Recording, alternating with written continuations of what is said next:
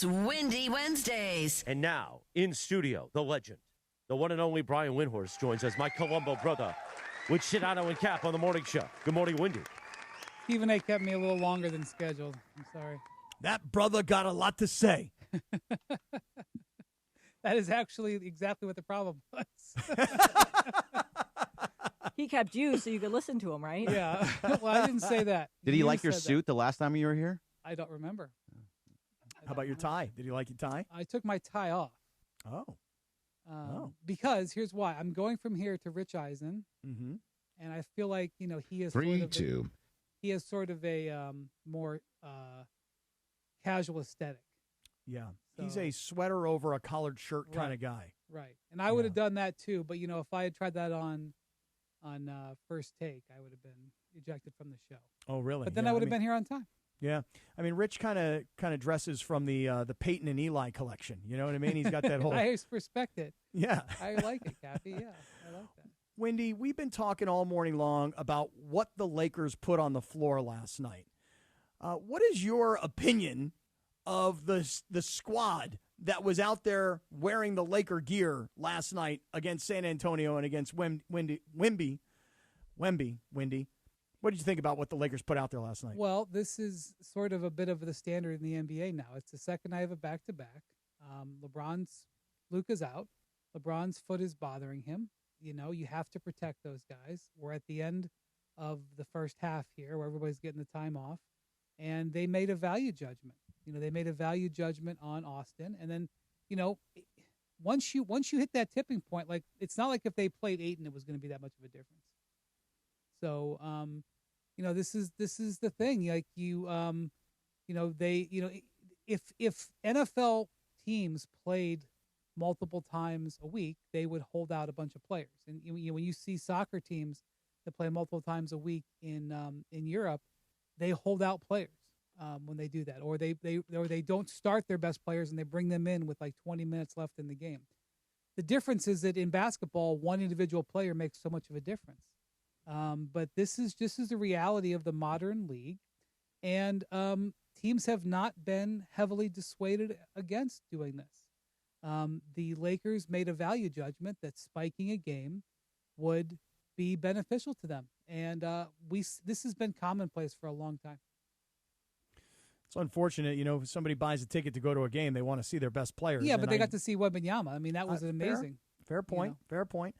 Here's my biggest concern, though, is that I'm worried that you have Luka, who's clearly he's been bothered by a groin as the year's gone on, and now he's bothered by a hamstring. So resting him at this time of the year is a smart move, right, or so it would seem. Let him recover. My concern is that he's going to wind up playing in the All-Star game because he feels international pride to play with his international brothers.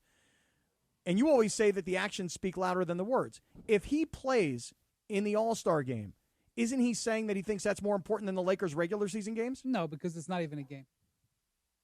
I mean, I don't even know what to expect. I mean, when was the last time somebody got hurt in the All-Star game?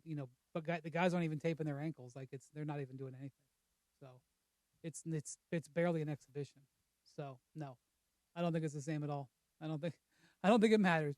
All right, you're talking me off a ledge. Like, if they were actually going to go out and play like they did back in the Kobe days, where guys drew blood, maybe. But I mean, honestly, I do not know how Luka's injury is. Like, I know JJ said it was a mild strain. I don't know if he's getting closer, but if he's going to pick a game, he's going to play against Dallas, not against San Antonio, right? So that's a no-brainer right there. And maybe he doesn't even know if he can play against Dallas, but you leave the option, you increase the chances of him playing against Dallas by giving him last night off.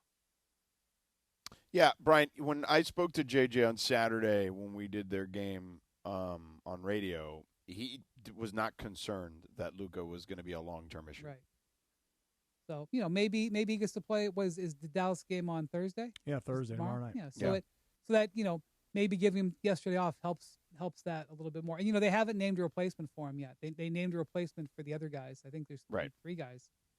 They haven't named a replacement for him at the All-Star. So we're getting pretty close. Guys are going to have to be doing travel. So my guess is if they haven't named an all-star for him, then he must think he's going to be able to play. I mean, I don't know how he'll feel on Sunday. How can I predict on Tuesday? How can he predict? But I would say it's probably trending towards him wanting to play, and maybe trending towards him being able to play Thursday. We'll see.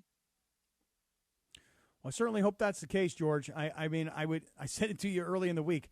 If he doesn't get out there and play in one of these 3 home games this week, but then he goes and plays in the All-Star game, it just wouldn't feel right, because I feel like these games are important. Now, Wendy, you're convincing me that last night it was a worthwhile cause to go ahead and just give up on that game.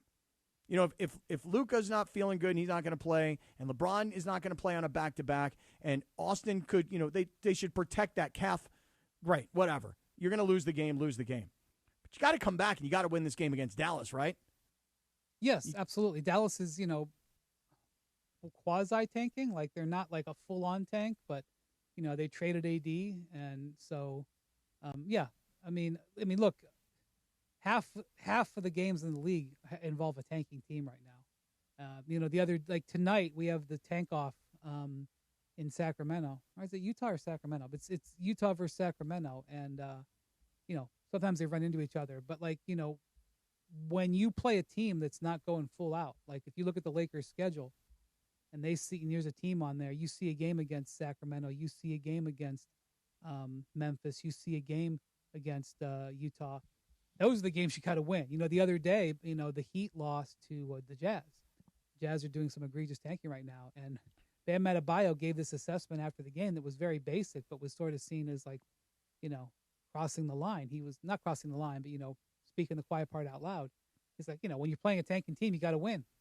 It's a very basic analysis, but is also a very true analysis. And frankly, as you look at the Lakers the rest of the season, they're not, they have a bit of a harder schedule because they back end it with TV games. So when you get a tanking team, and Dallas is, like I said, quasi-tanking, especially at home, you got to win it. Well, I would also say the concern for the Lakers, though, is you're half a game within falling into the play-in area. And that's the area you don't want to be in, because then, your season can end very quickly.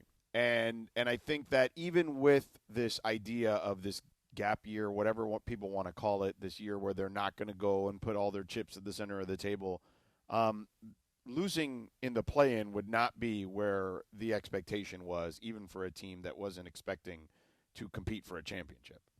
Yes, I would agree. And I think that they would probably say that looking at these 2 games, the second night of a back-to-back against San Antonio, who's a powerhouse, and looking at Dallas giving, LeBron and Austin the 2 days off, and giving, Luka a chance 2 extra days if he can play, and trying to win that game and going 1-1 in this set, that would be trying to fulfill the mission of avoiding the 7. And I think that's probably what they're aiming to do. So they obviously got to take care of business tomorrow night. But it's not a fun thing to have to be doing that. It's not an ideal thing. Ideally, you say, we're going to try to win every game, but that's not reality. And that's not the way the Lakers and a lot of other teams are making decisions.